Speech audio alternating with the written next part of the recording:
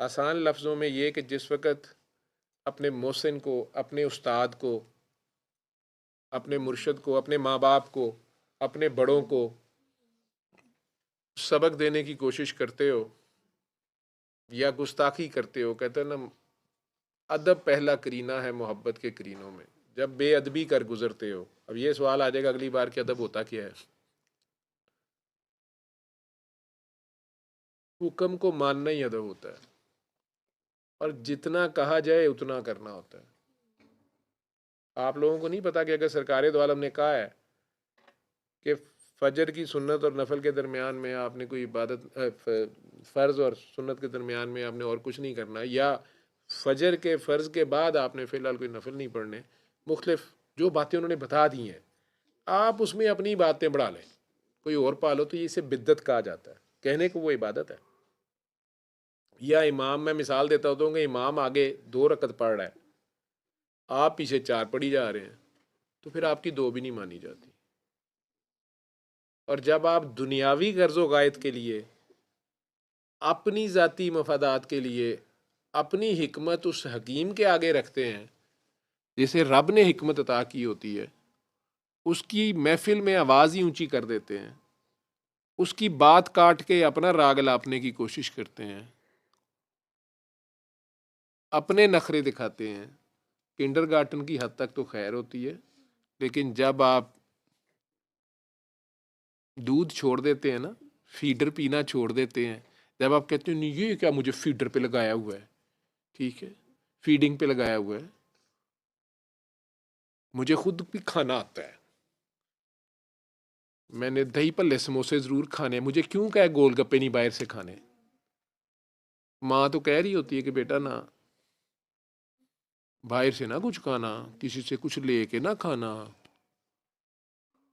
کسی سپیرے ہاتھ نہ چڑھ جائے ہو، کوئی بین بجا کے پھڑ نہ لوے تھانوں. سارے تو شباشا صاحب جی نہیں ہو سکتے کہ آپ لوگوں کو پیار محبت سے آپ کو پتہ بھی نہ چلے اور آپ کو تراشتے خراشتے رہیں.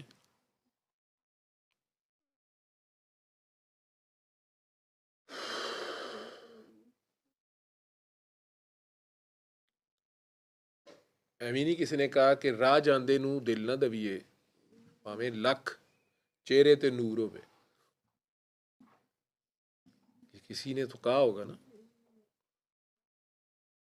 تو بیٹا یہ گستاخی ہوتی ہے جب آپ کہہ رہی ہیں نماز میں خیالات آتے ہیں. ایک تو آپ کے ایمان کا ٹیسٹ ہوتا ہے، یہ ایمان کی نشانی ہے کہ آپ کے پاس ایمان ہے، آپ باوضو ہیں، آپ رمضان جیسے مہینے میں ہیں، آپ عبادت کر رہے ہیں، فرض نماز پڑھ رہے ہیں، اس میں بھی آپ کو گندے فحش خیالات آپ جو بھی کہہ رہے ہیں کہ میں بتا بھی نہیں سکتی، تو بیٹا جی یہ تو ایمان کی نشانی ہے کہ وہاں شیطان، اور شیطان سے بھی خطرناک آپ کا نفس گھس رہا ہے. اگر میں پورنوگرافی یا ننگی فلمیں دیکھتا رہوں گا، چاہے چھپ کے دیکھوں گا، تو پھر جس وقت میں نماز میں بھی کھڑا ہوں گا تو میری ویژولائزیشن کچھ بھی ہو سکتی ہے. اسی طرح جب میں اللہ کی، کہنے کو میں اللہ کا بندہ بنا ہوا ہوں، لیکن نظریں میری جو ہیں وہ غیر اللہ پہ ہیں، تو پھر میرے لیے نماز قائم رکھنی مشکل ہوتی جائے گی. یا آپ کو استاد نے کہہ دیا ہے کہ فی الحال تم نے بھی ایک بار ایک تسبیح پڑھ لیا کرو درود پاک کی، آپ 3 پڑھ لیں اس کے ساتھ اپنے پیار میں. کہنے کو یہ پیار ہے، 100 بار آیت الکرسی پڑھ لے تو اس کا جو امپیکٹ آئے گا، کیونکہ بہرحال یہ تجلی ہے. اللہ کیا نبی کریم صلی اللہ علیہ وسلم کو اکٹھا سارا قرآن پاک نہیں دے سکتا تھا؟ آج آپ اپنے فونوں پہ منٹ میں ٹرانسفر کر لیتے ہیں، تو اللہ انہیں سارا کچھ کر دیتا، ان کے قلب پہ نازل کرنا تھا. اس نے بتدرجہ آیت آیت کر کے 23 سالوں میں نازل کیا. یہ مومن کا قلب برداشت کرتا ہے.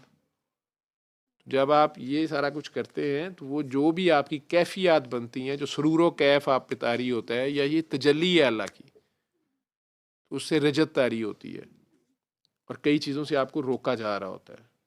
ٹھیک ہے.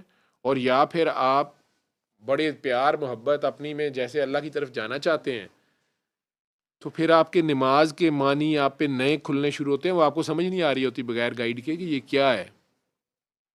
آپ نے دنیا داری بھی کرنی ہوتی ہے، گھر والے تو نہیں مانیں گے، دفتر والے تو نہیں مانیں گے، یہ تجرد کی طرف جائیں گے تو اللہ کی وہ ڈیمانڈ نہیں ہے. ٹھیک ہے. اگر آپ استاد ساروں کو چھوڑ دیں, آپ کسی کو مرشد نہ مانگیں, نبی کریم صلی اللہ علیہ وسلم کو تو ماننا پڑے گا. اگر آپ ان سے بھی زیادہ اللہ کے سگے ہونے کی کوشش کریں گے, جیسے ان 3 صحابہ نے قسمیں کھا لیں, تو سرکار نے انہیں کہہ نہیں دیا کہ کیوں کہا. انہوں نے کہا جی ہمیں لگا کہ آپ تو بخشے بخشائے ہیں تو ہمیں محنت کرنی پڑے گی, تو ہم نے یہ سوچا کہ سارا سال روزے رکھیں گے, ساری رات سوئیں گے نہیں, شادیاں نہیں کریں گے. سرکار کا ایک لائن کا فکر ہے, تم لوگ میرے سے بھی آگے جاؤ گے. یہ بات سمجھنی ہے. یا جب وہ فرض نماز پڑھا رہے ہیں تو انہوں نے سلام پھیر کے کہا کہ کون پیچھے پڑھ رہا تھا. کوئی تو تھا جو پڑھ رہا تھا, چاہے دل میں پڑھ رہا تھا. انہوں نے سختی سے کہا تم لوگوں کو نہیں سمجھ آتی, پہ میرے پہ بوجھ بڑھ جاتا ہے. جیسے اگر گناہ گاروں کو لے کے وہ پیش ہوئے ہیں اللہ کے دربار میں کہ انہیں معاف کر دیں, بڑی ہے نا ہستی, وہ بات کر رہے ہیں, پیچھے ہم نے پھر اپنا شور ڈالا ہوا ہے, واورلے ڈالے ہوئے ہیں. یہ بدتمیزی ہے.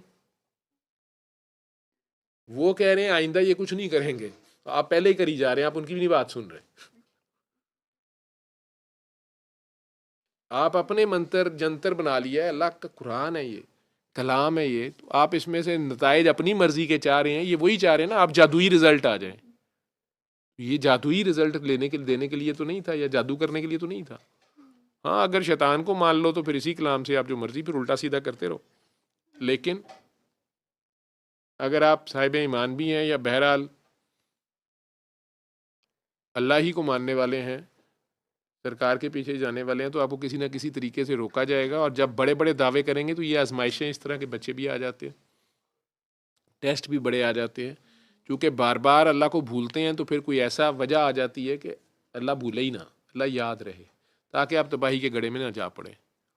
باقی اسی کلپ میں ہے, یہ جو پہلے بھی ہے, کافی لمبا ہے, وہ فیس بک پہ میں نے اپلوڈ کیا تھا, وہ دیکھ لیجئے گا. بات وہاں بھی یہی کی ہوئی ہے میں نے. ٹھیک ہے. صلی اللہ صلی اللہ صلی اللہ صلی اللہ صلی اللہ شفیعنا صلی